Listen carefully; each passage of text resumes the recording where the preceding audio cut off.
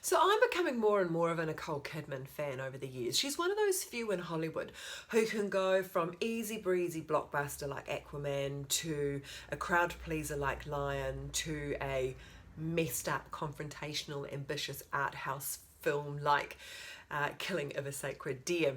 And the film I want to talk about today is called Destroyer, which probably fits in the last category. It tells the story of the LAPD, of an LAPD detective called Aaron Ball, and Nicole Kidman plays this character.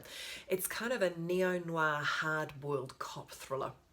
And we start in the present day, and Ball is like, well, quite frankly, she looks a bit like a walking corpse. She is a woman on the edge who is experiencing a moral and existential crisis that goes back to her day as an undercover cop. So then we flick back and forward in time as Ball gets the opportunity to right the wrongs of the past, and she does so relentlessly. Now, as I mentioned, Kidman is almost unrecognisable as Ball. Not only does her face wear the ravages of a hard life, but she's also drops her voice and has quite a strange gait. She sort of walks with a limp.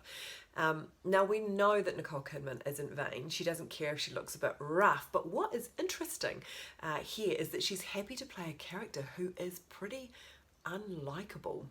And for that reason, you respect her for taking it all on. And of course, she gets us on side. What also comes as a bit of a surprise is how violent and visceral this film is. The film is directed by Karyn Kusama, who did Girl Fight and Aeon Flux, and she aims for authenticity here.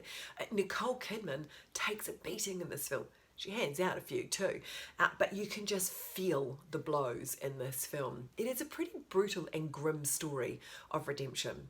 Now, Kidman got a Golden Globe nod for her role in this film, and she probably should have got an Oscar nomination as well earlier in the year, but I just think that this film is too complex and edgy for the Academy. And on that note, the narrative does require some attention, and it does take a little bit of a while to get cracking, but once it does, you'll be hooked. So Destroyer screens on Rialto Channel Saturday the 5th of October at 8:30 p.m.